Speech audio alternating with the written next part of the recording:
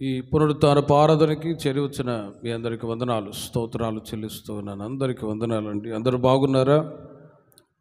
అందరూ బాగున్నారు. నేను కూడా క్షేమంగా ఉన్నాను. దేవుడు మన సంఘాన్ని గడిచిన దినాలన్నీ క్షేమంగా కాపాడి నడిపిస్తూ ఉన్నారు. అందుకు దేవునికి మహిమ కలుగునుగాక. ఈ వారంలో విజిటింగ్ కార్యక్రమాలు ఉంటాయి. ఇంకా ఎవరైనా మా ఇంటికి వచ్చి ప్రార్థన చేయలేదు పాస్టర్ గారు, మీరు రండి అని ఒకవేళ తెలియచేస్తే ముందుగా ఈ ఆరాధన అయిన తర్వాత తెలియచేయండి. ఎవరైనా క్రొత్త వాళ్ళు వచ్చారా? క్రొత్త వాళ్ళు వచ్చారా? ప్రతి నెల బల్ల ఆరాధన కార్యక్రమం కూడా జరుగుతుంది. 1వ తారీఖు సాయంత్రం ప్రత్యేక ప్రార్థన కూడా జరుగుతుంది. గనుక సంఘములో జరిగే ప్రతి కార్యక్రమంలో ప్రార్థనలో మీరు పాల్పొంది ఆత్మీయ మేలులు అనుభవించాలని మనవి చేస్తూ ఉన్నాను. ప్రతి బుధవారం ఉదయం స్త్రీల కూడిక, గురువారం సాయంత్రం బైబిల్ స్టడీ, ఇవన్నీ కూడా క్రమంగా ప్రతి వారం జరుగుతూనే ఉన్నాయి. దేవుని ప్రజలైన మీరు ఆసక్తిగా దేవుని సన్నిధికి వచ్చి ప్రార్థనలో పాల్పొందుతూ ఉన్నారు. ఆత్మీయంగా దేవుడు ఇంకనూ మీ కుటుంబాలని ఆశీర్వదించుదురుగాక. హల్లెలూయా. నీల లక్ష్మణ బాబు, కల్పన వారి కుమార్తె శ్రీలక్ష్మి సహోదరి ఎంఎస్ చేయటానికి యుఎస్ఏ వెళ్ళారు. ఏ ఇబ్బందులు లేకుండా ఆ ప్రాంతానికి వెళ్ళి క్షేమంగా చేరుకోవటానికి దేవుడు కృప చూపారు అని లక్ష్మణ్ బాబు, కల్పన వారు కృతజ్ఞతగా ఈరోజు వారు స్వీట్ హార్ట్ కూడా సంఘానికి పంచమని, అదేవిధంగా వారి నిమిత్తం ప్రార్థన చేయమని కోరారు. చిన్న ప్రార్థన చేద్దాం. సర్వకృపానిధి దేవ, సహోదరి శ్రీలక్ష్మి కొరకై మేము ప్రార్థిస్తూ ఉన్నాం. ఆ యుఎస్ఏ ప్రాంతానికి వెళ్ళటానికి, ఆ ప్రాంతంలో ఎంఎస్ చేయటానికి మీరు తీసుకుని వెళ్ళారు. ఆ ప్రాంతంలో చక్కగా ఆయన ఎంఎస్ కంప్లీట్ చేసుకుని రాబోయే రోజుల్లో ఉద్యోగంలో స్థిరపడేటట్లు మీరు సహాయము దయచేయమని ప్రార్థిస్తూ ఉన్నాం. కుటుంబంలో వారికి ఉంటున్న ప్రతి ఆర్థిక సమస్యలన్నీ దూరపరచి సర్వసమృద్ధిని అనుగ్రహించి కుటుంబాన్ని మీరు ఇహపర సంబంధమైన మేళ్ల చేత తృప్తిపరచమని యేసు నామములో ప్రార్థించి వేడుకొనుచున్నాం తండ్రి, ఆమేన్. ఇంకా గత దినాల్లో ఎంతోమంది మన సంఘంలో అనారోగ్యముగా ఉన్నప్పుడు దేవుడు ప్రార్థన ఆలకించి ప్రతి ఒక్కరికి దేవుడు మంచి ఆరోగ్యం ఇచ్చారు. అందుకొరకే స్తోత్రాలు చెప్దాం. స్తోత్రం, స్తోత్రం, స్తోత్రం, స్తోత్రం, స్తోత్రం, స్తోత్రం. కుటుంబాల్లో మీరు ఏ సమస్యతో బాధపడుతున్నా కూడా వెంటనే దేవుని మందిరానికి వచ్చి మీరు ఇక్కడ ప్రార్థన చేసుకొని వెళ్ళండి. మందిరాలు తలుపులు ఇప్పుడు తెరవబడి ఉంటాయి. కాబట్టి ఏ సమస్య వచ్చినా కూడా ఒకవేళ కుటుంబంలో ఉపవాస ప్రార్థన ఏర్పాటు చేయాలన్నా ఏర్పాటు చేస్తాం. మీరు కూడా మందిరానికి వచ్చి సమయాన్ని వృధా చేయకుండా ప్రార్థనలో మీరు ఎక్కువగా గడిపి ఆత్మీయంగా మీ కుటుంబాలు ఇంకా బలపరచబడునుగాక. బైబిల్ గ్రంథంలో మన ధ్యానము కొరకై 95వ కీర్తన, బైబిల్ గ్రంథంలో 95వ కీర్తన 6-7 చరణాలని మనం చదువుకుందాం. ఆయన మన దేవుడు, మనము ఆయన పాలించు ప్రజలము, ఆయన మేపు గొర్రెలము. రండి నమస్కారము చేసి సాగిలపడుదుము. మనలను సృజించిన యెహోవా సన్నిధిని మోకరించుదుము. నేడు మీరు ఆయన మాట అంగీకరించిన ఎడల ఎంత మేలు. చాలు. చదవబడిన ఆ 2 వాక్య భాగాల్లో కీర్తనాకారుడు దేవుని సన్నిధిలో ఉంటున్నటువంటి మేలులను పొందుకున్నవాడై ఈ మాటలు తెలియచేస్తూ ఉన్నాడు అనుభవపూర్వకముగా. రండి నమస్కారం చేసి సాగిలపడుదుము, మనల్ని సృజించిన యెహోవా సన్నిధిని మోకరించుదుము. నేడు మీరు ఆయన మాట అంగీకరించిన ఎడల ఎంత మేలు. గత దినాలన్నీ కూడా యేసుక్రీస్తు వారు మీ జీవితాల్లో, మీ కుటుంబంలో ఎన్నో మేళ్ళు చేశాడు.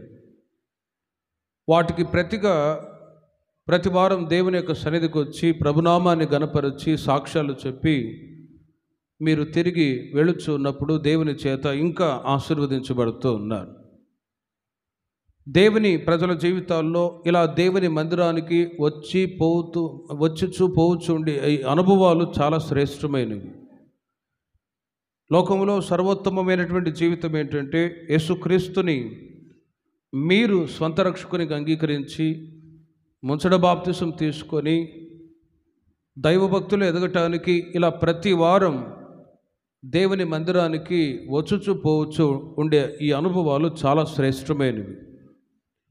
క్రైస్తవులకి, విశ్వాసులకి, దేవుని ప్రజలకి దేవుని యొక్క సన్నిధి చాలా శ్రేష్టమైన అనుభవం. బైబిల్ కూడా చెప్తుంది, 6 రోజులు మీరు పని చేయండి, 7వ రోజున మీరు విశ్రాంతి దినము కాబట్టి నా సన్నిధికి మీరు రండి అని యేసుక్రీస్తు వారు కూడా పిలుస్తూ ఉన్నారు. కనుక దేవుని ప్రజలైన మీరు ఇప్పటికే దేవుని యొక్క సన్నిధికి తప్పకుండా వస్తూ ఉన్నారు. రాబోయే రోజుల్లో సోమవారం నుండి శనివారం వరకు మీరు మీ పనులకు వెళ్ళవచ్చు, కష్టపడి పని చేసుకోవచ్చు.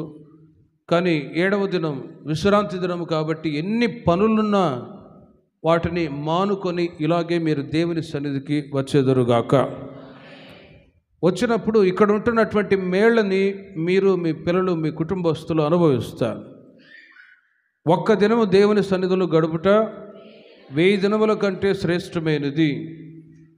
ఒక్క వారాన్ని మీరు దేవుని యొక్క సన్నిధిని విడిచిపెట్టారనుకోండి, 1000 దినాల ఆశీర్వాదాన్ని పోగొట్టుకున్న వాళ్ళు అవుతారు.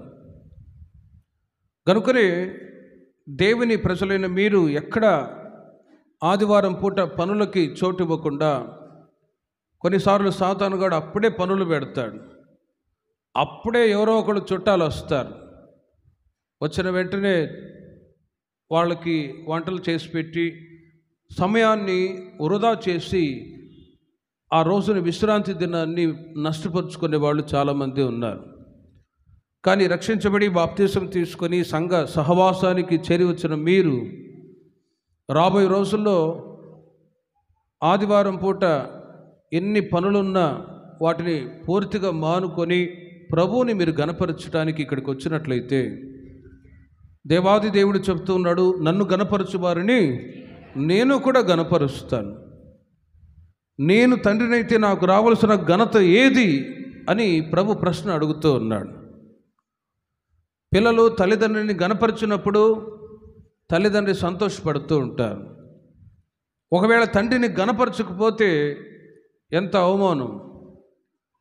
అలాగే పరలోకములో ఉంటున్న యేసయ్యను దేవుని పిల్లలుగా పిలువబడుతున్న మనం ఆయనను గణపరచడానికి ఇలా ప్రతిసారి ప్రభు దగ్గరికి రావాలి.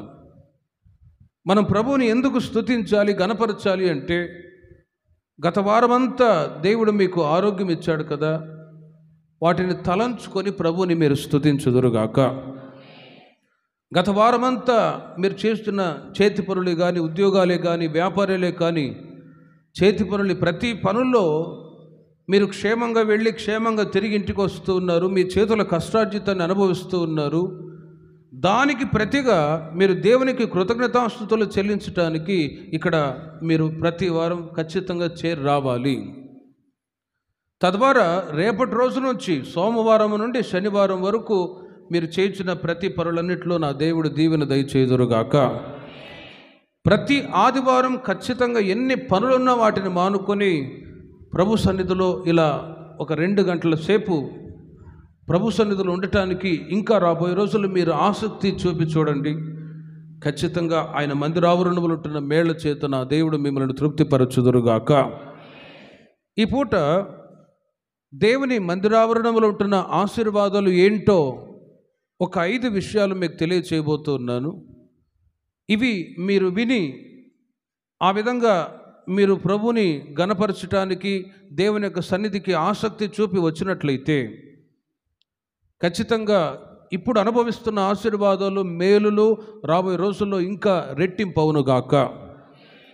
ఆయన మందిరావరణములు ఉంటున్న ఆశీర్వాదాలు ఏంటి అని వాక్యము ద్వారా మీరు తెలుసుకున్నప్పుడు ఏ రోజు కూడా దేవుని యొక్క సన్నిధిని విడిచిపెట్టరండి. గనుక దేవుని ప్రజలైన మనం దేవుని యొక్క సన్నిధిని ఇష్టపడాలి. దావీదు కీర్తనాకారుడు దేవుని సన్నిధికి రమ్మని పిలిచినప్పుడు నా హృదయము ఎంతో సంతోషించింది అంటాడు.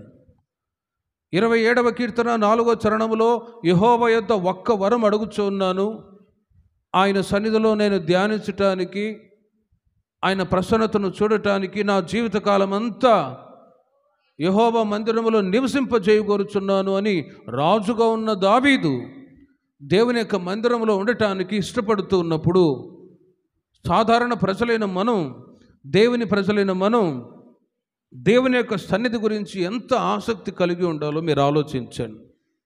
గనుక దేవుని యొక్క సన్నిధిని మీరు ప్రేమిస్తూ ఆయన మందిరానికి వచ్చి ఉండగా, ఇంకా రాబోయే రోజుల్లో దేవుని యొక్క సన్నిధిని మీరు అధికంగా ప్రేమించి, ఎన్ని పనులున్నా కూడా వాటిని పరిపూర్ణంగా విడిచిపెట్టి ఇలాగే మీరు ప్రతి వారం దేవుని యొక్క సన్నిధిలో ఉండటానికి, ఆరాధించటానికి, స్తుతించటానికి, ప్రభునామాన్ని గణపరచటానికి మీరు వచ్చినట్లయితే రాబోయే రోజుల్లో యేసయ్య మిమ్మల్ని, మీ పిల్లల్ని, మీ కుటుంబాన్ని అన్ని విషయాలలో గణపరిచి ఆశీర్వదించుదురుగాక.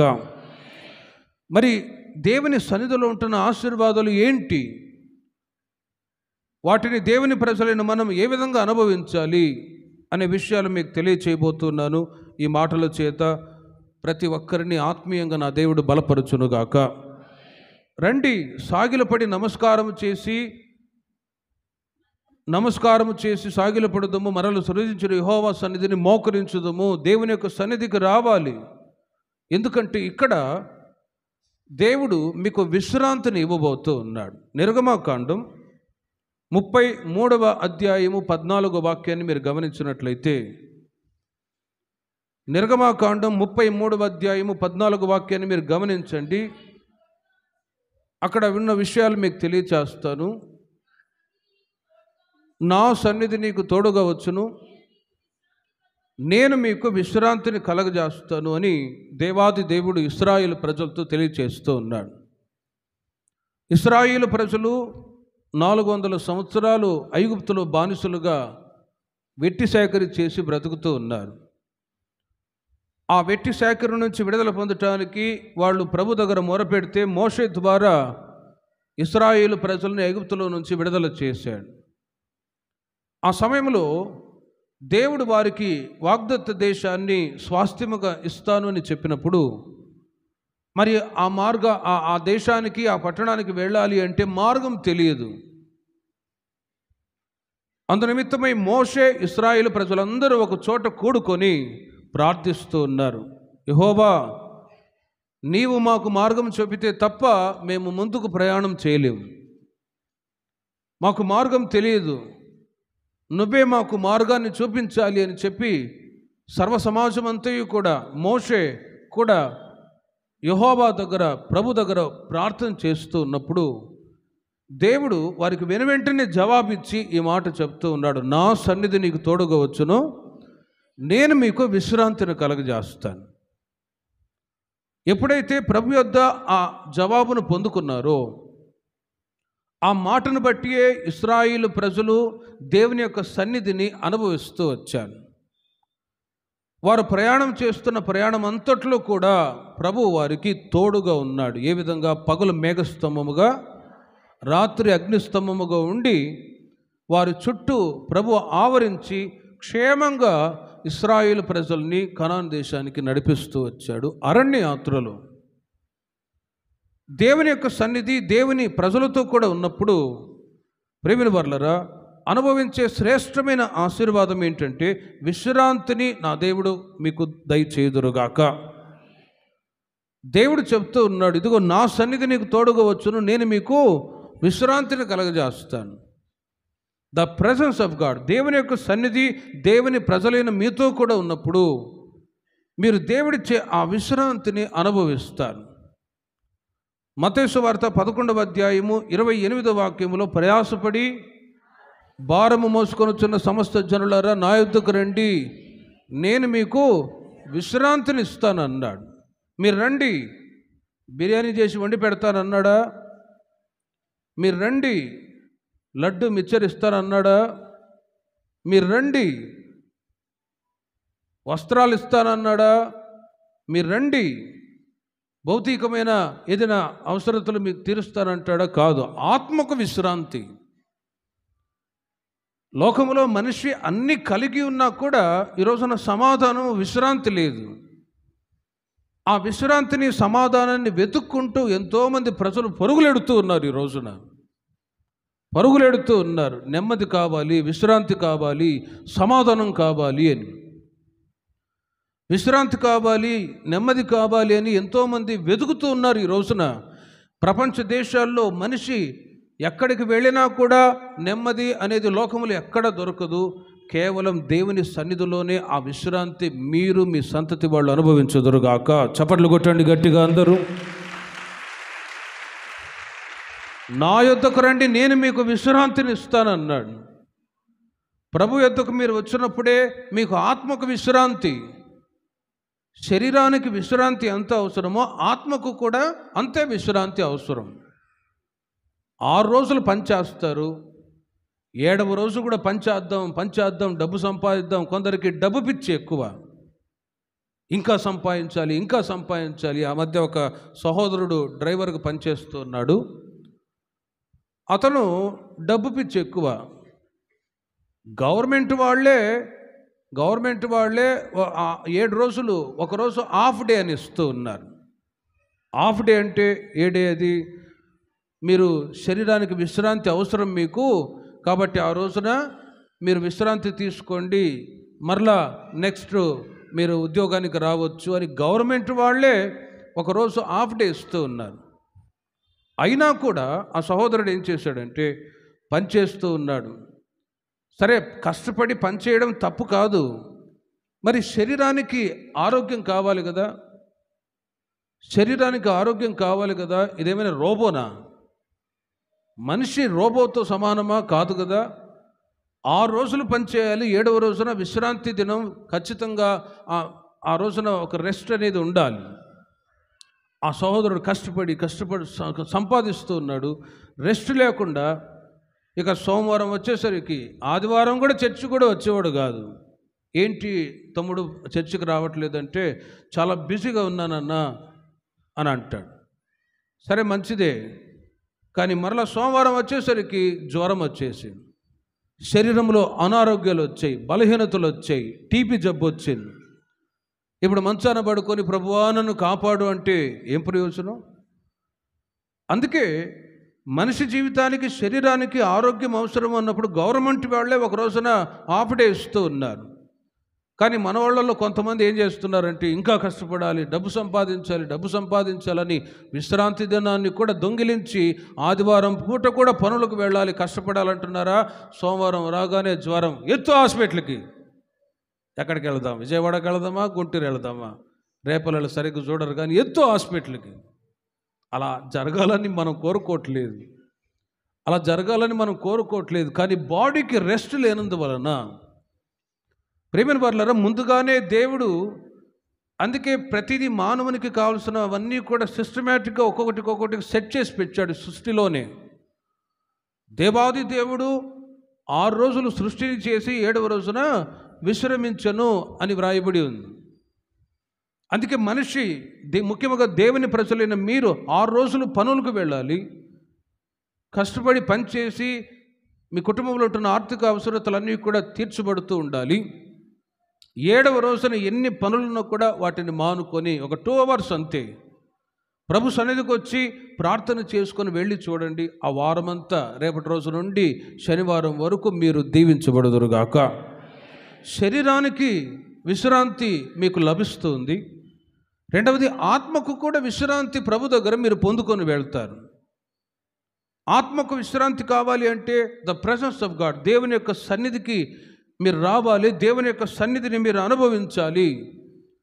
లేకపోతే వారమంతా మీకున్న ఆ ప్రెషర్, మీకున్న టెన్షన్స్ అన్నీ కూడా మీరే నెత్తి మీద మోసుకొని మరలా సమాధానం, నెమ్మది లేకుండా, విశ్రాంతి లేకుండా మరలా సోమవారం నుండి అదే భారంతో వెళ్ళారనుకోండి, కృంగిపోయే పరిస్థితులు వస్తాయి. అందుకే పేతురు రాసిన మొదటి పత్రిక 5వ అధ్యాయము 7వ వాక్యములో వాక్యం చెప్తుంది, ఆయన మీ గురించి చింతించుచున్నాడు కాబట్టి మీ చింత యావత్తు ఆయన మీద వేయుడి. దేవుని ప్రజలైన మీకు చింత భారాలు ఉన్నాయి, కుటుంబ భారము ఉంది, అప్పుల సమస్యలు ఉన్నాయి, రోగాలతో బలహీనతతో చేతో బాధపడుతున్న సమస్యలు, ఇవన్నీ కూడా ఆ ప్రెషర్, ఆ టెన్షన్స్, ఆ సమస్యల నుంచి మీరు విడుదల పొందాలి అంటే ఖచ్చితంగా యేసయ్య సన్నిధికి మీరు ఇలాగే వచ్చి దేవుడిచ్చే విశ్రాంతిని మీరు అనుభవించుదురుగాక. లేదు మేము పనులు చేయాలి, కష్టపడాలని వెళ్ళారా, శరీరానికి విశ్రాంతి ఉండదు, ఆత్మకి విశ్రాంతిని కూడా పోగొట్టుకునే పరిస్థితి వస్తుంది. మీకున్న చింత భారమంతయు కూడా మీరే మోసుకుంటే కుదరదు. అందుకే యేసయ్య అంటాడు, నా యొద్దకు రండి, నేను మీకు విశ్రాంతిని ఇస్తాను. యేసయ్య ఇక్కడ చేరి వచ్చిన మీ గురించి, మీ పిల్లల గురించి చింత కలిగి ఉన్నాడు కాబట్టి మీ చింత యావత్తు ఆయన మీద వేయుడి. మీరు చింత చేస్తే ఏం ప్రయోజనం? 55వ కీర్తన 22వ చరణంలో వాక్యం చెప్తుంది, నీ భారము యెహోవా మీద మోపము, నీ భారము యెహోవా మీద మోపము, ఆయన నిన్ను ఆదుకొనును, నీతిమంతులను ఆయన ఎన్నడూ ఎడబాయడు. దేవుని ప్రజలుగా పిలువబడుతున్న మీరు, నీతిమంతులుగా పిలువబడుతున్న మీరు, మీ భారాన్ని మీరే మోసుకొని చింతతో దిగులుతో ఉండకుండా, మరలా చెప్తూ ఉన్నాను, 6 రోజులు మీరు పనులకు వెళ్ళండి. ప్రతి సాయంత్రం పూట కూడా అప్పుడప్పుడు ప్రార్థనలు కూడా ఏర్పాటు చేస్తున్నాం, ప్రార్థనలో మీరు పాలు పొందండి. గత వారంలో కూడా 100 స్తోత్రాల పుస్తకం కూడా ఇచ్చాం. మీరు సమయం ఉన్నప్పుడు ఉదయం సాయంత్రం ప్రభు నామస్మరణ చేస్తూ సమయాన్ని పోనివ్వకుండా ప్రభుతో కూడా సహవాసం కలిగి ఉండే నిమిత్తమై ప్రార్థనలో దేవుని స్తుతించడంలో ఎంత సమయాన్ని కేటాయిస్తారో దేవుని యొక్క సన్నిధి మీతో కూడా వచ్చునుగాక. ఆయన సన్నిధి మీతో వచ్చినప్పుడు మీరు సమాధానాన్ని, విశ్రాంతిని పొందుకుంటారు. ఆత్మకు విశ్రాంతి లేకుండా ఎన్ని కార్యక్రమాలు చేసినా దెర్ ఈజ్ నో యూజ్, వాటి ద్వారా ప్రయోజనం ఏమీ కూడా ఉండదండి. అందుకే మత్తయి సువార్త 6వ అధ్యాయము 31వ వాక్యము నుండి మీరు తర్వాత చదువుకోరండి. యేసుక్రీస్తు వారు చెప్తూ ఉన్నారు, మీరు ఆహారాన్ని గురించి కానీ, వస్త్రాల గురించి కానీ, రేపటి గురించి కానీ మీరు చింతపడవద్దు. ఆకాశ పక్షులను చూడుడి, అవి విత్తవు, కోయవు, కొట్లలో కూర్చుకొనవు, అయినను పరలోకమందున్న దేవుడు వాటిని పోషించుచూ ఉన్నాడు. మీరు వాటికంటే శ్రేష్ఠులు కారా? పక్షుల కంటే, జంతువుల కంటే శ్రేష్టంగా మనిషిని క్రియేట్ చేశాడు. ఓ శ్రేష్టమైన వ్యక్తులుగా మానవుని దేవుడు సృష్టించినప్పుడు మీరు వాటికంటే శ్రేష్ఠులు కారా? అల్ప విశ్వాసులారా, అన్యజనులు వీటి గురించి విచారణ చేస్తారు, మీరైతే పరలోక రాజ్యాన్ని, నీతిని మొదట వెదుకుడి అని యేసుక్రీస్తు వారు చెప్తూ ఉన్నారు. కాబట్టి దేవుని యొక్క రాజ్యాన్ని, నీతిని వెదకడం అంటే ఇలా ప్రతి వారం దేవుని యొక్క మందిరాన్ని మీరు వెతికి వచ్చినప్పుడు మీ ఆత్మకు విశ్రాంతి నా దేవుడు ఇది మొదలుకొని సమృద్ధిగా దయచేయుదురుగాక. కాబట్టి ప్రియమైన వారలారా, యెహోవా మందిరావరణములో ఎన్నెన్నో దీవెనలు కలవు. ఆ దీవెనలు ఏంటి అంటే, ఒకటి, ఆత్మకు విశ్రాంతి కావాలి అంటే ఆదివారం పూట ఎక్కడ ఏ పనులు కూడా పెట్టుకోకుండా వాటన్నిటినీ ప్రక్కన పెట్టి మీరు దేవుని యొక్క సన్నిధికి రావటానికి ఆసక్తి చూపండి. ఆత్మకు విశ్రాంతి నా యేసయ్య మీకు సమృద్ధిగా దయచేయుదురుగాక. 96వ కీర్తన 6వ చరణం. 96వ కీర్తన 6వ చరణం. ఘనతా ప్రభావములు ఆయన సన్నిధిని ఉన్నవి, బలశౌర్యములు. గమనించండి, రెండవదిగా ఘనతా ప్రభావములు ఆయన సన్నిధిని ఉన్నవి. హానర్, ఘనతా ప్రభావములు ఆయన సన్నిధిని ఉన్నవి. దేవుని ప్రజలైన మీరు ప్రభు దగ్గరకు వచ్చినప్పుడు మీకు ఘనతా ప్రభావములు ఆశీర్వాదంగా దయచేయుదురుగాక. ఘనతా ప్రభావములు ఏంటి?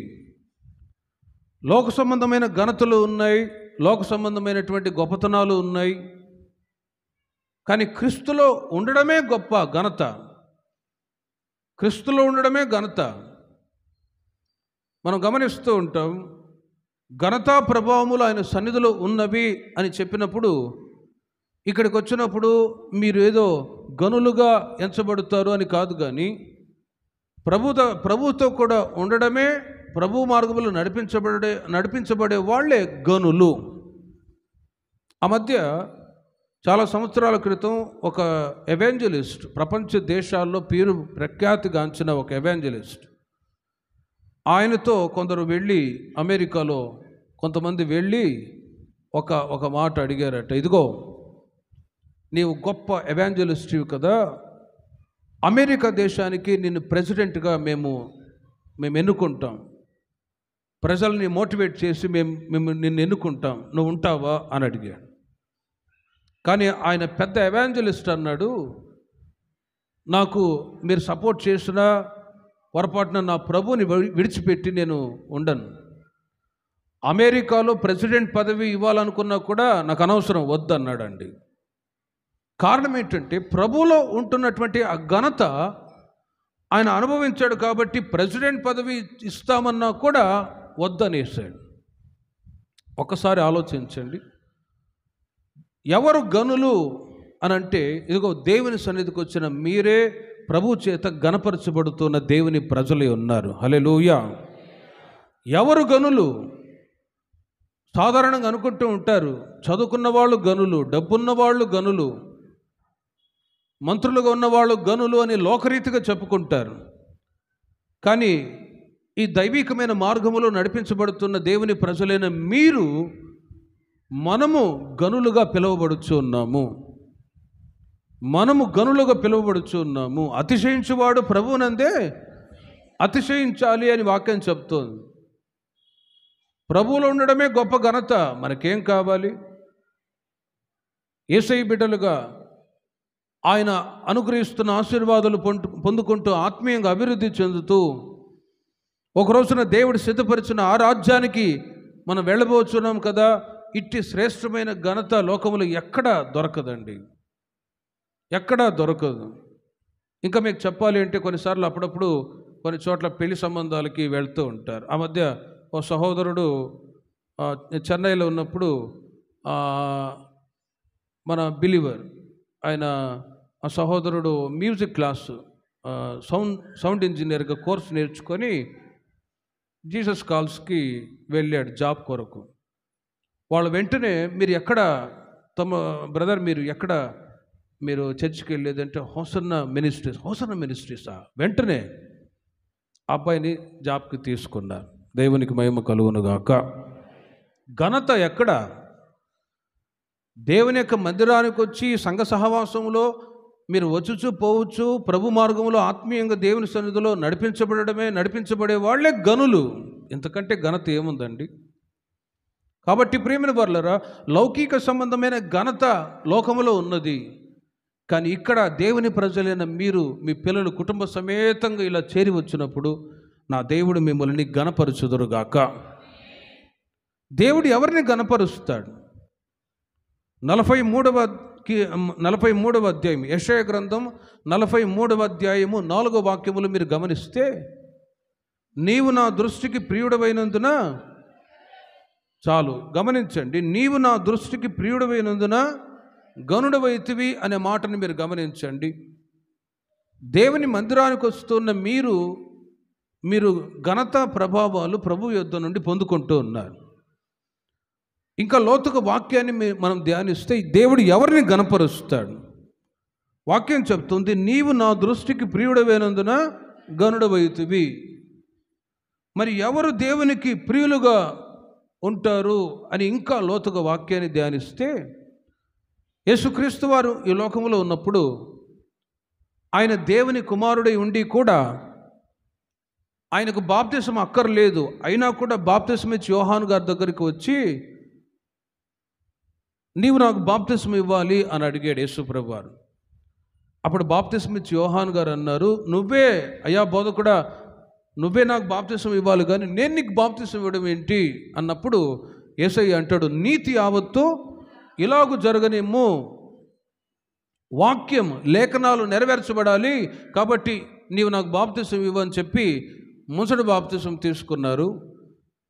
బాప్తిసం తీసుకొని ఒడ్డునకు వచ్చిన తర్వాత పరిశుద్ధాత్మ పావురాకారం వలె ఆయన మీద దిగి వచ్చి ఒక శబ్దం వినబడుతుంది, ఈయన నా ప్రియకుమారుడు, ఈయన యందు నేను ఆనందించుచున్నాను అనే ఒక శబ్దం.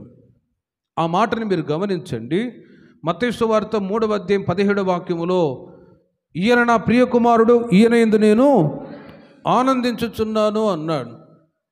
దేవుడు ఎవరిని గణపరుస్తారు అంటే, ఎవరు ముంచట బాప్తిసం తీసుకుంటారో వారిని నా దేవుడు గణపరచుదురుగాక. ఎవరు దేవుని దృష్టికి గనులు? చదువుకున్న వాళ్ళు గనులా? డబ్బున్న వాళ్ళు గనులా? పేరు ప్రఖ్యాతులు పొందిన వాళ్ళు గనులా? లోకరీతిగా గనులు అని ఎంచబడ్డ వాళ్ళు ఈ రోజున వారి శిలాఫలకాలు మాత్రమే మిగిలి ఉన్నాయి, కానీ జ్ఞాపకాలు మిగిలి ఉన్నాయి, కానీ ఇక ఏం ప్రయోజనం లేని పరిస్థితి.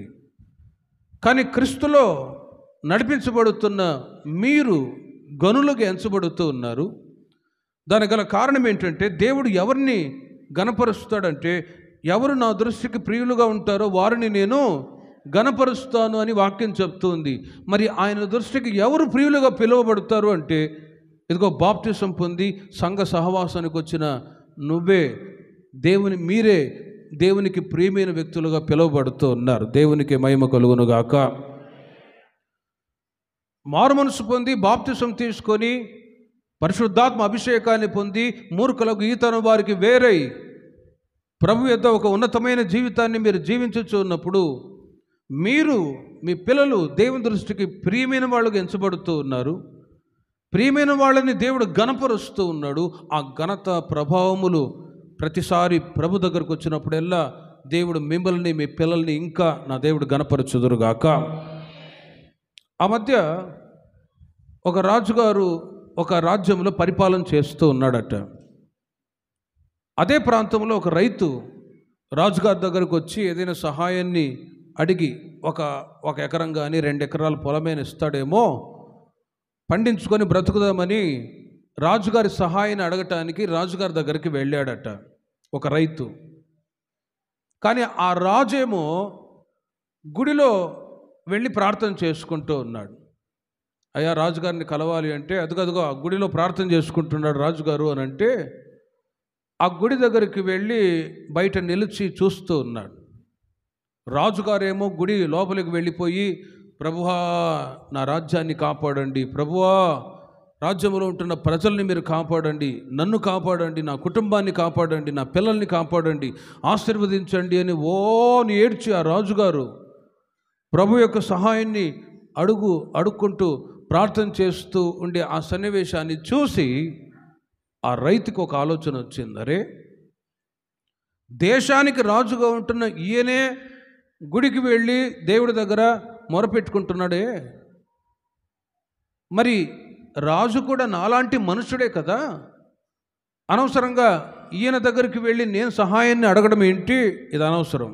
రాజుగారే ప్రభుని ఆధారం చేసుకొని ఆయన దగ్గర అడిగి ప్రార్థన చేస్తూ ఉంటే ఇక ఈయన దగ్గర అడగడం అనవసరం అని చెప్పి మరలా రిటర్న్ వచ్చి ఆ రైతు ప్రభు దగ్గర ఎప్పుడైతే ప్రార్థన చేసుకున్నాడో దేవాది దేవుడు ఆ రైతుకి సహాయాన్ని చేశాడు. దేవునికి మహిమ కలుగునుగాక. అందుకే వాక్యం చెప్తుంది 118వ కీర్తన 9వ చరణములో మీరు గమనించండి. 118వ కీర్తన 9వ చరణములో రాజులను నమ్ముకొనుట కంటే యెహోవాను ఆశ్రయించుట మేలు. ఏది మేలు? రాజులను నమ్ముకున్నట్టు కంటే మనుషులను నమ్ముకుంటారు కొందరు. ఉద్యోగం కావాలి అని ఆ మధ్య సహోదరుడు ఒక బ్రోకర్ని నమ్ముకొని 7 లక్షలు ఇచ్చేశాడు. ఆ ఉద్యోగం ఇప్పించేవాడికే పని లేక బ్రోకర్ పని చేసుకుంటూ ఉన్నాడు. మరి వాడేం ఉద్యోగం ఇప్పిస్తాడు? ఆలోచించి చూడండి. ఇలా చాలామంది డబ్బును పోగొట్టుకున్న వాళ్ళు ఎంతోమంది ఉన్నారు. కాబట్టి ఒకవేళ అలాంటి నష్టాలు అనుభవించి ఉంటే ఉద్యోగ విషయంలో వాళ్ళు ఉద్యోగం ఇప్పిస్తారు అని మీరు మనుషులను ఆధారం చేసుకుని ఒకవేళ డబ్బిచ్చి మోసపోయిన పరిస్థితుల్లో ఉన్నారేమో. రాబోయే రోజుల్లో ఎప్పుడు మనుషులని ఆధారం చేసుకోకుండా ప్రభువుని మీరు ఆధారం చేసుకొని ప్రార్థన చేసుకొని వెళ్ళి చూడండి, ఖచ్చితంగా మీ కార్యాలు సఫలమవునుగాక. ఆ మధ్య ఒక సహోదరుడు ఐటీఐ చదివాడు, ఎలక్ట్రీషియన్. కొండపల్లిలో ఉంటాడు. మందిరానికి వచ్చేవాడు, పరిచర్య చేసేవాడు ఆసక్తిగా. అతని పరిచర్యని బట్టి నేను చెప్తూ ఉండేవాడిని, ఒరే ఖచ్చితంగా నువ్వు మందిరంలో చేసే పరిచర్యని బట్టి ఖచ్చితంగా నీకు దేవుడి ఉద్యోగం ఇస్తాడురా అని చెప్తూ ఉండేవాడిని. ఆ తమ్ముడు అలాగే మందిరంలో ఏ పనున్నా కూడా ఆసక్తిగా వచ్చి చేస్తూ వెళ్తూ ఉండేవాడు. కొండపల్లిలో ఆ సహోదరుడికి ₹1 లంచం లేకుండా దేవుడు ఉద్యోగం ఇచ్చాడు. ఇప్పుడు పెళ్ళయింది, పిల్లలు కలిగి సంతోషంగా కొనసాగుతూ ఉన్నాడు. దేవునికి మహిమ కలుగునుగాక. ₹1 కూడా లంచం లేదండి.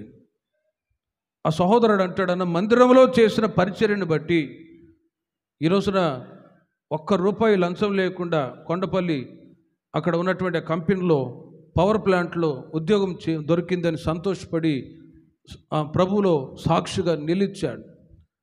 మనుషులను ఆధారం చేసుకొని వెళ్ళినట్లయితే మనుషులు నమ్ముట కంటే యెహోవాను ఆశ్రయించుట మేలు.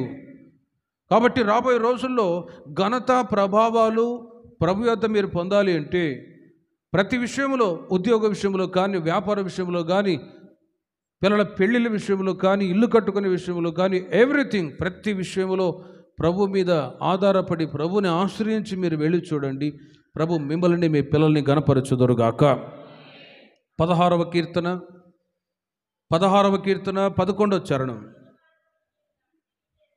జీవ మార్గములు నీవు నాకు తెలియజేసేదవు,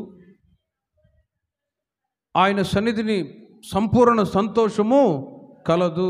1, యెహోవా మందిరావరణములు ఎన్నెన్నో మేళ్ళు కలవు. అందుకే కీర్తనాకారుడు తెలియచేస్తున్నాడు, రండి నమస్కారము చేసి సాగిలపడుదుము, మనలను సృజించిన యెహోవా సన్నిధిని మోకరించుదుము. ఎందుకంటే ఇక్కడికి వచ్చినప్పుడు నా దేవుడు మీకు ఆత్మకు విశ్రాంతిని దయచేయుదురుగాక.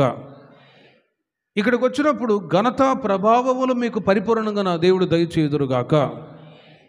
ఇక్కడికి వచ్చినప్పుడు పరిపూర్ణమైన సంతోషం ఉన్నది, సంపూర్ణ సంతోషం ఉన్నది, రియల్ జాయ్.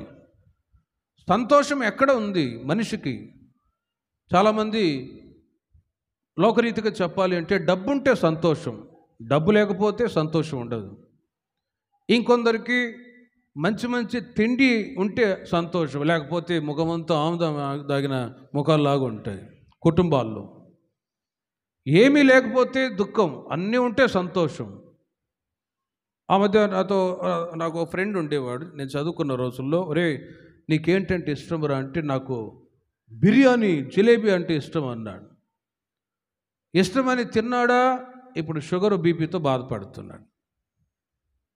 మనిషికి ఇష్టాలు, సంతోషం వేటి ఎందు ఉందంటే ఆహార పదార్థముల మీద, కొందరికి వస్త్రాల మీద సంతోషం, వస్త్రాల మీద.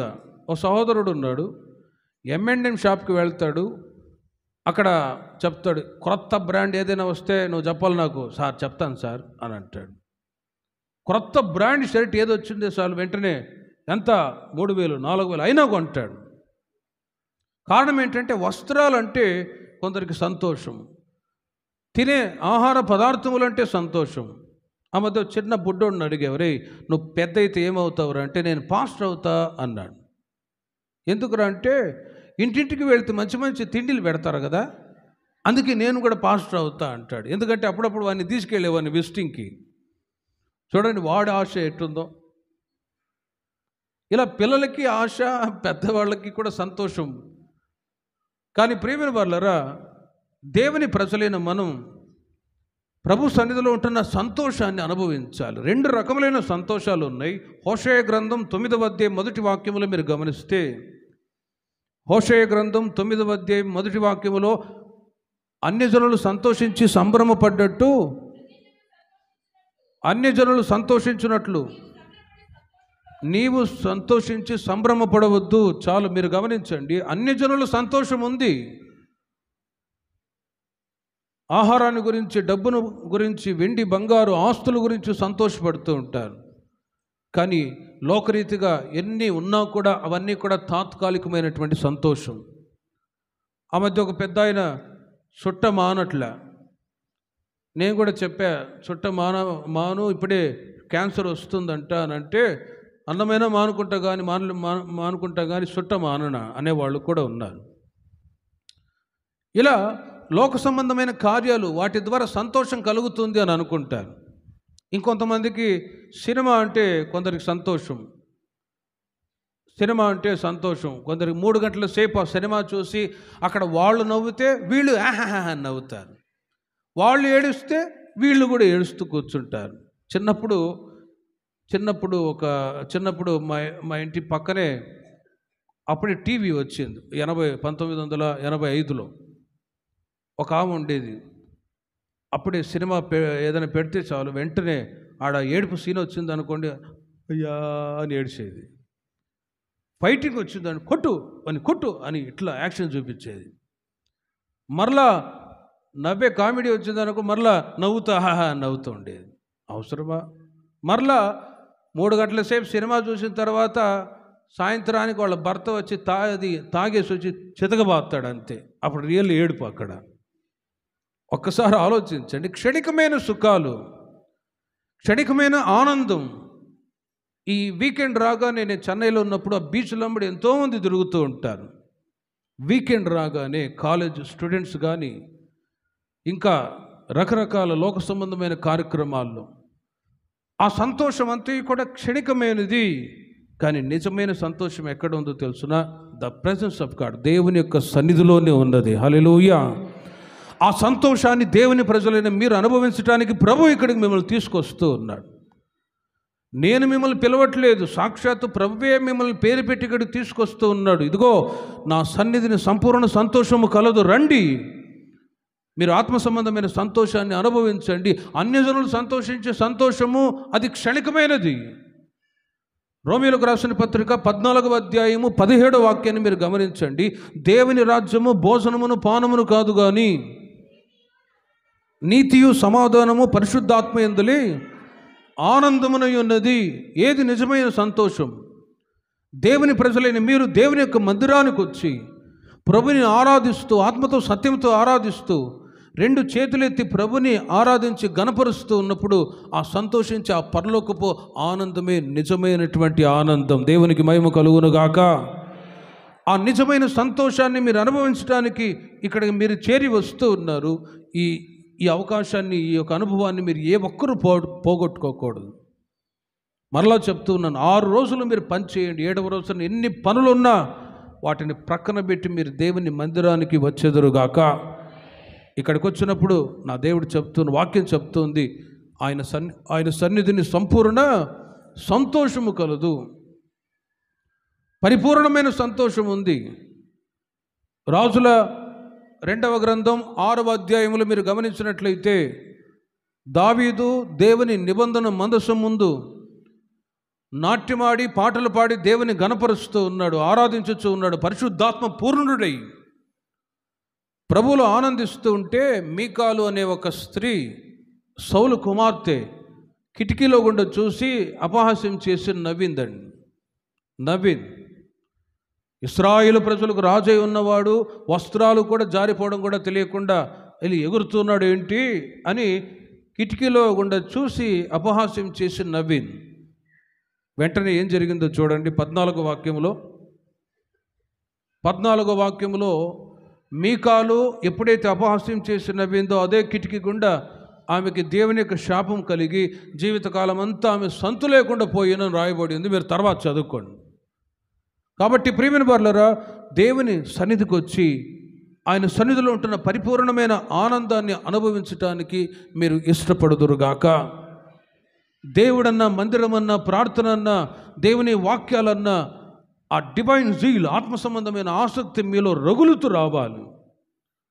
భౌతికమైన కార్యాలకి మీరు ఎక్కువ ప్రాముఖ్యతనిస్తూ ఉన్నారు. అంతకంటే ఎక్కువగా దేవుని యొక్క సన్నిధిని ప్రేమిస్తూ, వాక్యాన్ని ప్రేమిస్తూ, ప్రార్థనని, దైవభక్తిని మీరు ప్రేమిస్తున్నారు అనుకోండి, దేవునితో ఉంటున్నటువంటి సంతోషాన్ని నా దేవుడు మీలో స్థిరపరుస్తాడే తప్ప మీరు పొందుకున్న సంతోషాన్ని ఎవడు కూడా తీసివేయటానికి అవకాశం లేదు. మొన్నటి రోజున ఒక విషయం మీకు చెప్పాను, మరలా మీకు చెప్తాను. ఒక కుటుంబంలో ఒకే కుమార్తె, యవనస్తురాలు కాబట్టి పెళ్లి చేశారు. పెళ్లి చేయటానికి ముందు సంబంధాలు చూస్తున్న సమయంలో ఒకళ్ళు వచ్చారు, మా అబ్బాయి పెళ్ళైన తర్వాత చర్చికి పంపిస్తాడు, ప్రార్థనకి పంపిస్తాడు, మా అబ్బాయికి ఇచ్చి పెళ్లి చేయండి అని ఓ పెళ్లి సంబంధం వస్తే ఆ తల్లిదండ్రిని నమ్మి ఒకే కుమార్తెని పెళ్లి చేశాడు. పెళ్ళైన తర్వాత ఒక నెల వరకు బాగానే ఉన్నాడు, కానీ తర్వాత ప్రార్థనకి పంపించట్లేదు, వాక్యం చదువుతూ ఉన్నా కూడా బైబిల్ని విసిరిగొట్టేవాడు, ప్రార్థన చేస్తూ ఉన్నా కూడా తిట్టేవాడు. ఇలా ఆ హెరాస్మెంట్ని తట్టుకోలేక సహోదరి చాలా బాధపడి వాళ్ళ అమ్మా నాన్నకి చెప్తే వాళ్ళు కూడా ఏం చేస్తావమ్మా, పెళ్లి కాక ముందేమో మహానగరంలో మాయగాడు మోసగాడు, ప్రార్థనకు పంపిస్తాను, ఆ తర్వాత బైబిల్ చదువుకోవచ్చు, నేనే సాక్షాత్ బండి మీద మందిరాన్ని తీసుకెళ్తాను అని చెప్పాడు, నమ్మి వాడికి నిన్నిచ్చి పెళ్లి చేశాము, ఇప్పుడేమో ఇలా చేస్తున్నాడని ఓని బాధపడి ఏడుస్తూ ఉన్నా. రోజులు గడిచిపోతుంది. ఆ యవన సహోదరి పెళ్ళైన తర్వాత భర్తకు ఇష్టం కానీ ఈ పనులు నేను కూడా ఎందుకు చేయాలి, భర్త చెప్తున్న మాట వినాలే అని ఆ సహోదరి ఏం చేసిందంటే, అంతవరకు మందిరానికి వచ్చేది, ప్రార్థన దైవభక్తులు ఉండేది, భర్త ఇష్టపడట్లేదని తాను కూడా ప్రార్థనని వాక్యాన్ని విడిచిపెట్టి భర్తతో పాటు సినిమాలకు వెళ్ళడం, షికారులకు వెళ్ళడం, లోక సంబంధమైన వాటికి ఎప్పుడైతే అవకాశం ఇచ్చిందో, ఒకరోజు ఏం జరిగిందంటే భర్త ఇంకొక అమ్మాయితో అక్రమ సంబంధం పెట్టుకున్నాడనే సంగతి తెలిసి ఆ బాధకి తట్టుకోలేక చచ్చిపోయిందండి, ఆత్మహత్య చేసుకున్నది. ఎందుకు ఈ మాట చెప్తున్నానంటే ప్రియమైన వాళ్ళారా, అందుకే మీ పిల్లలకి పెళ్ళిళ్ళు చేసేటప్పుడు కూడా చాలా జాగ్రత్తగా ముందుగా ఆలోచించి, మహానగరంలో మాయగాళ్ళు చాలామంది ఉన్నారు, బాగానే చూసుకుంటాం అంటారు. అందుకే విశ్వాసులకి అవిశ్వాసులకి పొత్తు ఎక్కడా పాలెక్కడా అని వాక్యం చెప్తూ ఉంది. You are the separated people, మీరు మీ పిల్లలు ప్రత్యేకింపబడ్డ వాళ్ళు. ఆ విషయం మరలా చెప్తాను మీకు. ప్రియమైన వాళ్ళరా, దేవునితో ఉంటున్నటువంటి ఆత్మ సంబంధమైన సంతోషాన్ని దొంగిలించడానికి సాతానుడు క్రియ చేస్తాడు. కానీ ఎలాంటి కష్ట సమయాల్లో మీరు వెళుచు ఉన్నా కూడా, ఇబ్బందుల కొలిమిలో పుటవేయబడుచు ఉన్నా కూడా, ప్రార్థనని వాక్యాన్ని దేవునితో ఉంటున్న సహవాసాన్ని మీరు ఎన్నడూ కూడా విడిచిపెట్టకుండా ప్రభువులో స్థిరపరచబడుదురుగాక. కొంతమంది స్టూడెంట్స్ ఉన్నారు, వాళ్ళు పెళ్ళైన తర్వాత అప్పుడప్పుడు ఫోన్ చేస్తారు, అన్నయ్య నా భర్తకి ఇష్టం లేదు, అయినా కూడా వాళ్ళు డ్యూటీకి వెళ్ళిన తర్వాత ఒకదాన్ని బైబిల్ చదువుకుంటాను, ప్రార్థన చేసుకుంటాను అని ఆత్మీయతను కాపాడుకున్న దేవుని బిడ్డలు కూడా ఉన్నారు.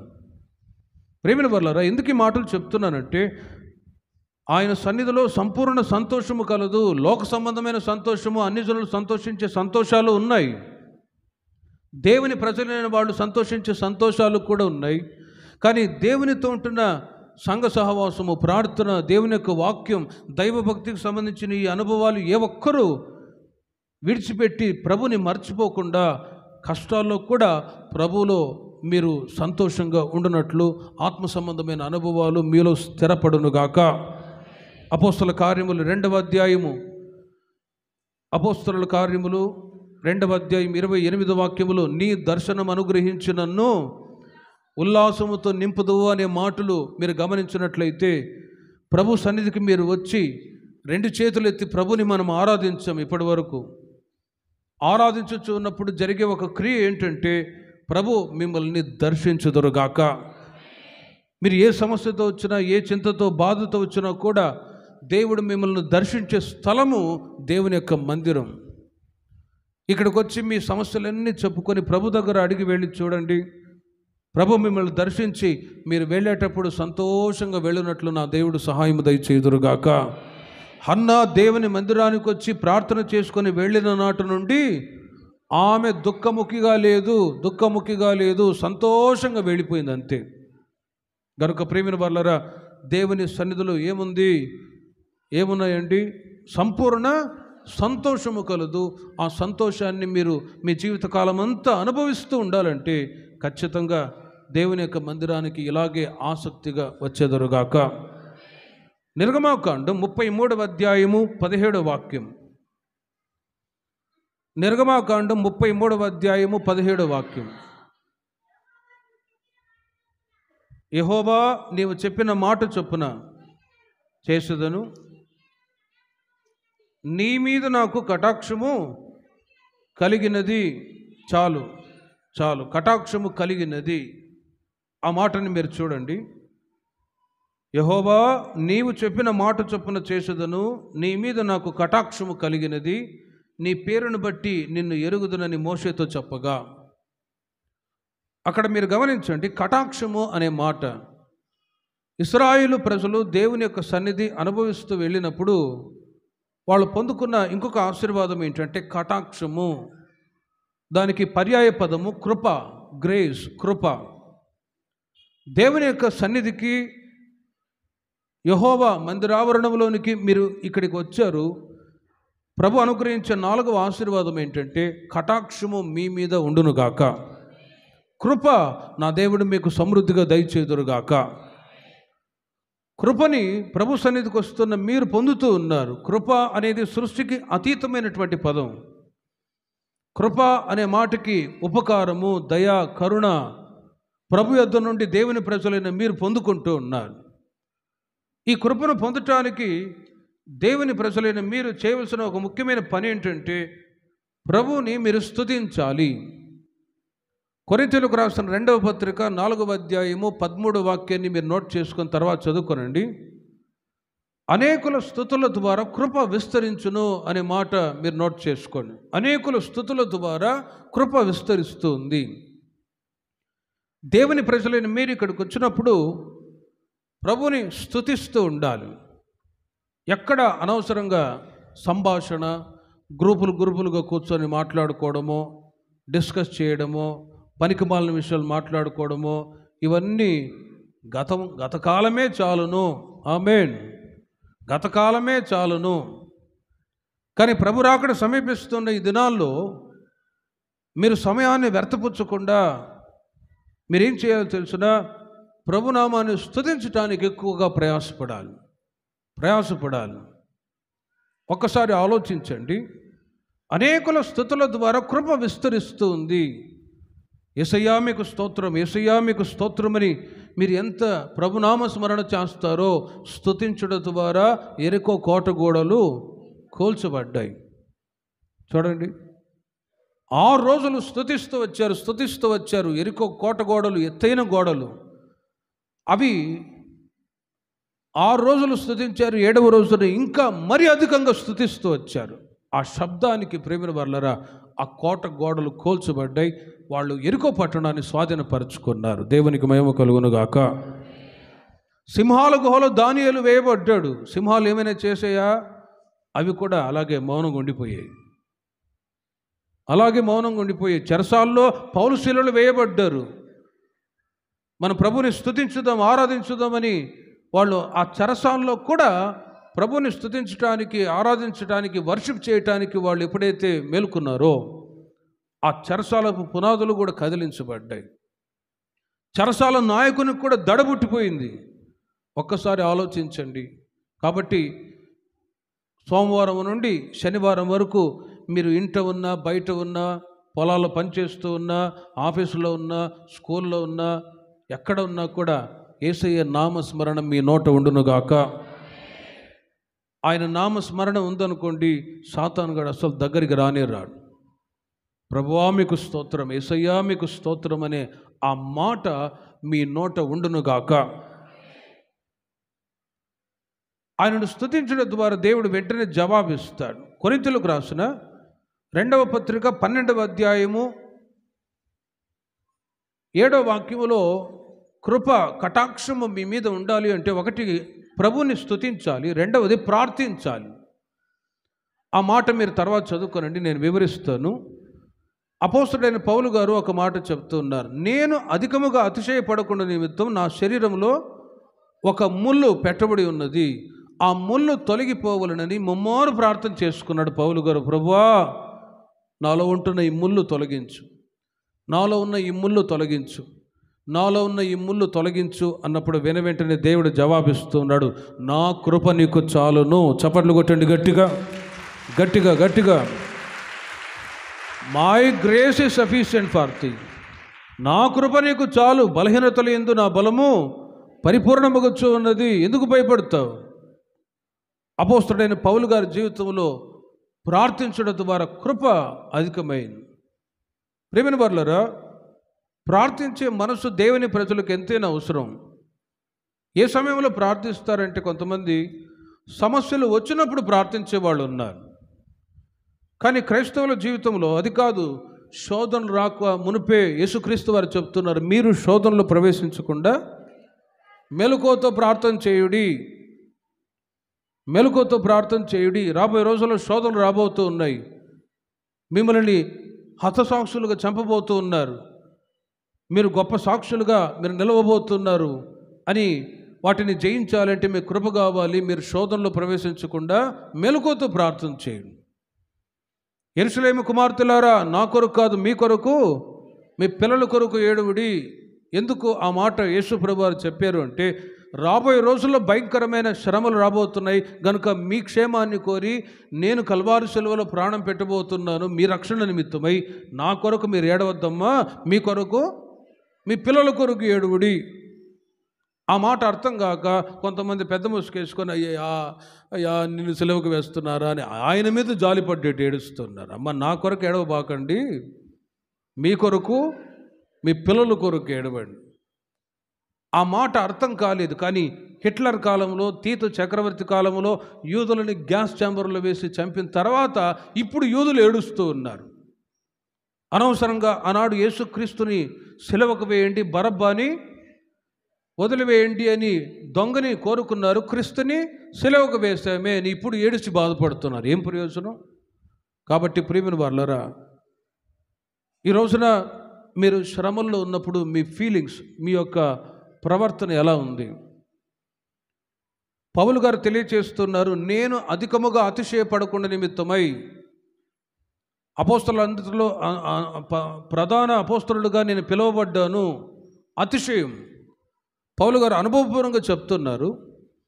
ఏ ఒక్క వ్యక్తి కూడా అతిశయపడకుండా నిమిత్తం ప్రతి ఒక్కరి జీవితంలో ఒక ముళ్ళు, ఈ కంప చెట్టులో ఉండే ముళ్ళు అనుకున్నారు, ఆ ముళ్ళు కాదు. ఆ ముళ్ళు అయితే తీసేసుకోవచ్చు, హాస్పిటల్కి వెళ్ళి ట్రీట్మెంట్ ఏం చేసుకుంటారేమో. కానీ ఏ ముళ్ళు? ఒక శ్రమ, ఒక నింద, అవమానాలు, మీ జీవితాల్లో ఉంటున్న అనారోగ్య పరిస్థితుల్లో ఒక ముళ్ళు, ఏ ముళ్ళు మీకు పెట్టబడిందో ఆలోచించండి. అన్నీ ఏ ముళ్ళు లేకుండా అన్నీ అనుకూలంగా ఉంటే ఇక్కడికి వస్తారా మీరు? ప్రభువానికి స్తోత్రం, నాకు ఆత్రమని దుప్పటి కప్పుకొని పడుకుంటారేమో. అందుకే యేసన్న గారు కూడా ఒక పిల్లని అడిగారట, చిన్న పాపని, అమ్మ బాగున్నావు అంటే, బాగానే ఉన్నాను యేసన్న గారు, బాధలు తప్పలేదు అన్నదట. నీకేం బాధ అంటే, నాకుండే బాధలు నాకుంటాయి అన్నదంట పిల్ల. చూడండి, చిన్నపిల్లలకు ఉండే బాధలు చిన్నపిల్లలకు ఉన్నాయి, వృద్ధాప్యంలో ఉండే వాళ్ళకి ఉండే బాధలు వాళ్ళకుండే బాధలు వాళ్ళకున్నాయి, యవనస్తులకు ఉండే బాధలు యవనస్తులకు ఉన్నాయి, తల్లిదండ్రులకు ఉండే బాధలు తల్లిదండ్రులకు ఉన్నాయి, మాకుండే బాధలు మాకున్నాయి. చూడండి, అయితే నీవు అధికముగా అతిశయపడకుండా నిమిత్తం నీ శరీరంలో ఒక ముళ్ళు పెట్టబడి ఉన్నది. ఆ ముళ్ళు తొలగిపోవాలనంటే నువ్వేం చేయాలి? ముమ్మారు ప్రార్థన చేయాలి. కాబట్టి ప్రియమైన వాళ్ళు, ఈ రోజున ఏ ముళ్ళు, ఏ శ్రమ, ఏ బాధతో ఇక్కడికి వచ్చారో, in the presence of God, దేవుని యొక్క సన్నిధిలో మీరు ప్రార్థన చేసుకొని, ఈ వాక్యం అయిన తర్వాత చివరికి ప్రార్థన చేసుకొని వెళ్ళి చూడండి, మీకున్న శ్రమ అంతట్లో నుండి నా దేవుడు విడుదల చేసి కృపతో మిమ్మల్ని నింపి పంపించుదురుగాక. ఇక్కడికి మీరు వచ్చినప్పుడు దేవుడు అంటాడు, నా కృప నీకు చాలును, కృపచేత ప్రభు మిమ్మల్ని బలపరుస్తాడు. ఆ కృప ఉంటే చాలు. శ్రమ, నిందలు, అవమానాలు ఎన్ని వచ్చినా కూడా నీ వాటిని సునాయాసంగా ధైర్యంగా జయించుకొని ముందుకు వెళ్ళున్నట్లు దేవుడు కృప చూపుదురుగాక.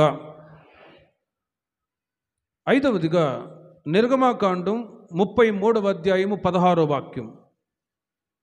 33వ అధ్యాయము 16వ వాక్యం నిర్గమాకాండములో మీరు గమనించండి. నా ఎడలను ప్రజల ఎడలను నీకు కటాక్షము కలిగినదని దేని వలన తెలియబడును? నీవు మాతో వచ్చుట వలననే కదా. అట్లు మేము అనగా నేనును నీ ప్రజలను భూమి మీద ఉన్న సమస్త ప్రజలలో నుండి ప్రత్యేకింపబడదుమని ఆయనతో చెప్పెను. అక్కడ ఒక ముఖ్యమైన మాట, ప్రత్యేకింపబడదుము అని. ఆ మాట మీరు నోట్ చేసుకోండి. యెహోవా మందిరావరణంలో ఎన్నెన్నో మేళ్ళు కలవు. ఆ మేళ్ళు అనుభవించడానికి మరలా మీతో చెప్తున్నాను, 6 రోజులు మీరు పనులకు వెళ్ళండి. 7వ రోజు ఎన్ని పనులున్నా ప్రభు దగ్గరకు వచ్చి ప్రభు ఇచ్చే విశ్రాంతి, ఆత్మకు విశ్రాంతిని మీరు పొందుదురుగాక. ఘనత ప్రభావములు మీరు ప్రభు యొద్ద మీరు అనుభవించుదురుగాక. పరిపూర్ణమైన సంతోషాన్ని ప్రభు యొద్ద మీరు పొందుదురుగాక. కటాక్షము కృప నా దేవుడు మీకు సమృద్ధిగా దయచేయుదురుగాక.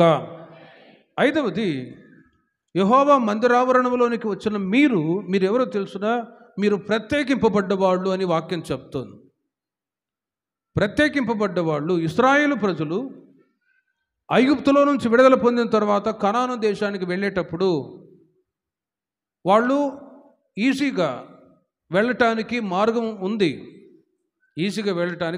ఉంది. ఆ మెయిన్ రోడ్డుకు వెళ్ళాలి అంటే తిరిగి వెళ్ళే మార్గాలు ఉన్నాయి, షార్ట్కట్లో వెళ్ళే మార్గాలు కూడా ఉన్నాయి. ఉదాహరణకి ఆనాడు ఇశ్రాయేలు ప్రజలు కూడా కనాన్ దేశాన్ని వెళ్ళటానికి వాళ్ళకి సులువైన మార్గము, దగ్గర గుండా వెళ్ళే మార్గాలు కూడా ఉన్నాయి. కానీ దేవుడు ఏం చేశాడంటే చుట్టూ మార్గము గుండా వాళ్ళని కనాన్ దేశానికి నడిపిస్తూ వచ్చాడు. హల్లెలూయా. ఎందుకు చుట్టూ మార్గం గుండా వాళ్ళని నడిపిస్తూ వచ్చాడంటే, ఈ ఈజీగా ఉండే దగ్గరగా ఉన్నటువంటి ఈ మార్గములు వెళ్ళినట్లయితే వాళ్ళ 7 రకములైనటువంటి అన్య జనాంగములు ఉన్నాయి. ఆ అన్య జనాంగములు ఏం చేస్తారంటే, ఇశ్రాయేలు ప్రజలు వాళ్ళు కనబడ్డప్పుడల్లా గొడవ ఆడడం, వాళ్ళని అవభక్తిలోనికి పంపించడం, భక్తిలో ఎదగకుండా భక్తిహీనమైన మాటలు చెప్పడం, వాళ్ళకి విరోధంగా మంత్రాలు తంత్రాలు చేతబడులు చేయడం, ఈ అన్ని జనుల యొక్క పనులు ఇశ్రాయేలు ప్రజలకు విరోధంగా కీడు చేసే మనస్తత్వం కలిగిన వాడు. వాళ్ళలో అమాలేకీయులు, ఫిలిష్తీయులు ఇంకా చాలామంది ఉన్నారు. ముఖ్యంగా 7 జనాంగములు కూడా ఉన్నారు. గనుక వారు ఇశ్రాయేలు ప్రజలు ఒకవేళ కనబడితే వాళ్ళు ఇబ్బంది పెడతారని దేవుడు చుట్టు మార్గము గుండా తీసుకొని వెళ్ళాడు. ఒక్కసారి ఆలోచించండి, ఇశ్రాయేలు ప్రజలు దేవుని ప్రజలు, అన్య జనులలో నుండి వేరు చేయబడ్డ దేవుని ప్రజలే ఉన్నారు. వాక్యం చెప్తుంది, పిలువబడిన వాళ్ళు అనేకులు, ఏర్పరచబడిన వాళ్ళు కొందరే. దేవుని ప్రజలైన మీరు మీ విలువ ఏంటో మీరు ఆలోచించారు ఎప్పుడైనా? మీ యొక్క వాల్యూ, ప్రభు ఇచ్చేటువంటి ఆ విలువ ఎప్పుడైనా మీరు గుర్తెరిగారా? ఆలోచించి చూడండి. దేవుడు మిమ్మల్ని ప్రత్యేకింపబడ్డవాళ్ళు అని పిలుస్తూ ఉన్నాడు. ఇశ్రాయేలు ప్రజలు దేవుని యొక్క మాట వినకపోవట చేత స్వజనులను త్రోసివేసి అన్యజనులైన మనల్ని ఆయన ప్రేమించి రక్షణ భాగ్యాన్ని దయచేసి సంఘములో మిమ్మల్ని, మీ పిల్లల్ని ప్రత్యేకమైన వాళ్ళుగా దేవుడు ఎంచి ఉన్నాడు. దేవునికి మహిమ కలుగునుగాక. ఆ ప్రత్యేకింపబడిన అనుభవాన్ని దేవుని ప్రజలైన మీరు కాచుకోవాలి. మీకు అర్థమయ్యేటట్టు ఇంకా కొన్ని మాటలు వివరిస్తాను. కొరింథీ పత్రిక, రోమా సంఘములు మీరు గమనిస్తే, రోమా పత్రికలు గమనిస్తే మునుపు మీతో చెప్పినట్లుగా విశ్వాసులకి అవిశ్వాసులకి పాలెక్కడ పొత్తెక్కడ అని వ్రాయబడి, విశ్వాసులైన వాళ్ళు అవిశ్వాసులతో జోడుగా ఉండకూడదు. ఉంటే ఏమవుద్ది? ఒక త్రాగుడుబోతోడుతో మంచివాడు సహవాసం చేస్తే, ఓ తిట్టుబోతోడుతో పనికిమాలిన వాడితో మంచివాడు సహవాసం చేస్తే వాడు వీడైపోతాడు. ఒక 2-3 నెలలు 6 నెలలకే సహవాస దోషాన్ని బట్టి ఆ మధ్య ఒక మాట చెప్పాను మీకు, మరలా రిపీట్ చేస్తాను. ఆ మధ్య ఒక కుటుంబంలో ఒక సహోదరుడు ఉన్నాడు. తను మారుమనసు పొంది బాప్తిసం తీసుకొని మందిరానికి వచ్చేవాడు. వీడికి ఇంకొక ఫ్రెండ్ ఉండేవాడు. వాడిని కలవటానికి ఏదో పని ఉందని వాళ్ళ ఇంటికి వెళ్తే వాళ్ళ అమ్మ అన్నది, వాడు ఇప్పుడు ఎక్కడ ఉంటాడు, అదిగో అక్కడ కూర్చొని ఆ సందులో వాళ్ళ ఫ్రెండ్స్తో ప్యాకాట ఆడుతున్నాడు, వెళ్ళిన ఆయన అన్నది వాళ్ళమ్మ. వీడు వెళ్ళి వాడు ఆ సందులో గుంపులో కూర్చొని ప్యాకాట ఆడుతూ ఉన్నాడు. ఎవడు వీడు? మారుమనసు పొంది బాప్తిసం తీసుకొని మందిరానికి వచ్చేవాడు. వాడేమో చెడు అలవాట్లు కలిగిన వాడు. ఆ గుంపులో కూర్చొని ప్యాకాట ఆడుతుంటే వీడు నిల్చొని, రారా నీ దగ్గర పని ఉంది మాట్లాడాలి రారా అంటే, ఉండరా ఒక ఆట ఆడొస్తాను ఉండరా అని అంటాడు. ఉండరా ఒక ఆట ఆడొస్తానంటే వీడు కూర్చొని నిల్చొని చూస్తూ ఉన్నాడు. వాడు ఈ ముక్క అటేయడం ఆ ముక్క ఇటేయడం కుదరకపోగా నిల్చొని చూస్తూ ఉన్నవాడు రే ఆ ముక్క ఇటేరా అని అంటాడు. కుదరకపోగా వీడి కోపం వచ్చి లేరా లే పైకి లే అని చెప్పి వాడిని లేపి వీడు కూర్చొని ఆడడం ప్రారంభించాడు. చూడండి, అర్థమైందా? వీడు కూర్చొని ఆడడం ఎవడు వీడు? మందిరానికి వచ్చి ప్రార్థన చేసుకొని భక్తిలో ఉన్నవాడు చెడు అలవాట్లు కలిగిన వాడితో పేకాట ఆడుతున్న వాడితో సహవాసం చేశాడు కాబట్టి వాడికి ఈడు ఆల్రెడీ ఎక్స్పీరియన్స్డ్ పర్సన్. వీడికి తెలుసు, మానుకున్నాడు ప్రభు నమ్మిన తర్వాత. ఇప్పుడు వాడితో సహవాసం చేయటం ద్వారా పోయిన ఆత్మీయ అనుభవాలన్నీ కూడా మరలా పేకాట ఆడాడా, ఇక మరలా అలవాట్లన్నీ వచ్చేసాయి 1 by 1. కాబట్టి ప్రియమైన వర్లరా, మీరు మీ పిల్లలు ప్రత్యేకింపబడిన వాళ్ళే ఉండగా అన్యజనులతో చెడు అలవాట్లు కలిగిన వాళ్ళతో ఎక్కడ దేవుని ప్రజలైన మీరు సహవాసం చేయకుండా అట్టి వారికి మీరు దూరంగా ఉందరుగాక. మీ విలువ ఏంటో మీరు గుర్తెరగాలి. ఏదో వెళ్తున్నామని మీరు అనుకోవద్దు. మీ విలువ, మీ వాల్యూ, దేవుడు మిమ్మల్ని గొప్పవాళ్ళుగా, మీ పిల్లల్ని ప్రత్యేకింపబడ్డ వాళ్ళుగా దేవుడు ఎంచి ఉన్నప్పుడు ఆ గొప్పతనాన్ని, ఆ వాల్యూని దేవుని ప్రజలైన మీరు కాచుకుంటూ రావాలి. అప్పుడే ఆ ప్రత్యేకింపబడ్డ ప్రజలు మాత్రమే దేవుని వద్దకు చేర్చబడతారు. అందరూ ప్రభు దగ్గరికి వెళ్ళరండి. యేసుక్రీస్తు వారు కూడా ఈ లోకంలో ఉన్నప్పుడు మార్కు సువార్త 3వ అధ్యాయము 14-15 వాక్యములు మీరు గమనించినట్లయితే, ఆనాడు యేసుక్రీస్తు వారు శిష్యులుగా చేయటానికి చాలామంది ఆయనకు కనబడ్డ వాళ్ళు ఉన్నారు. అందరినీ శిష్యులుగా చేసుకున్నాడా? లేదే. మార్కు సువార్త 3వ అధ్యాయము 14-15 వాక్యాలను మీరు చూడండి. వారు తనతో కూడా ఉండనట్లును దయ్యములు వెళ్ళగొట్టు అధికారము గలవారై సువార్త ప్రకటించుటకును వారిని పంపవలెనని ఆయన 12 మందిని నియమించును. చూడండి, ఒక గుంపు జనాన్ని మాత్రమే యేసుక్రీస్తు వారు తనను వెంబడించువారుగా నియమించుకున్నాడు. అందరినీ తీసుకోలేదు. ఎవరు ప్రత్యేకింపబడ్డాడో, ఎవరు పిలుపును దర్శనాన్ని కాపాడుకున్నారో వాళ్ళని యేసుక్రీస్తు వారి శిష్యులుగా 12 మందిని ఏర్పాటు చేసుకున్నాడు. ఆదికాండం 5వ అధ్యాయం 24వ వాక్యాన్ని మీరు గమనించినట్లయితే హానోకు గురించి రాయబడి ఉన్న మాటలు మీరు చూడండి. ఆదికాండం 5వ అధ్యాయం 24వ వాక్యం.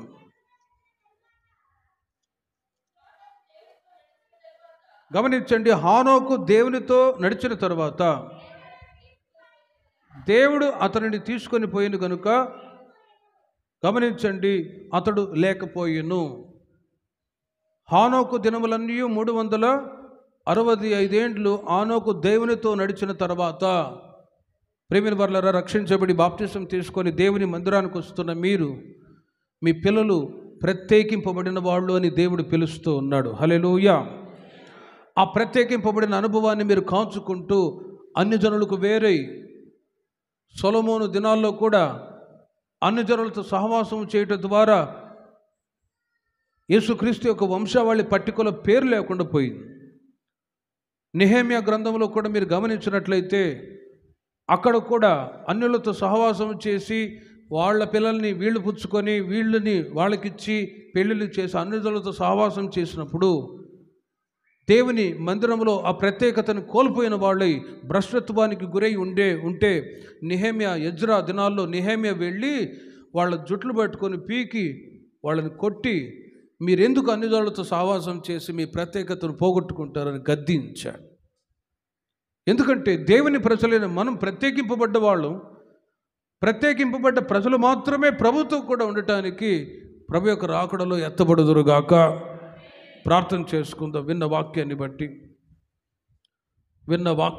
అందరూ ఒక 5 నిమిషాలు ప్రార్థన చేసుకుందాం. యెహోవా మందిర ఆవరణములో ఎన్నెన్నో మేళ్లు కలవు. ఇదిన వరకు మీరు వాటిని అనుభవిస్తూ ప్రభు దగ్గరికి తరచుగా వచ్చుచు పోవచ్చు ఉన్నారు. మరి ఒకసారి అందరూ విన్న వాక్యాన్ని బట్టి ఒక 5 నిమిషాలు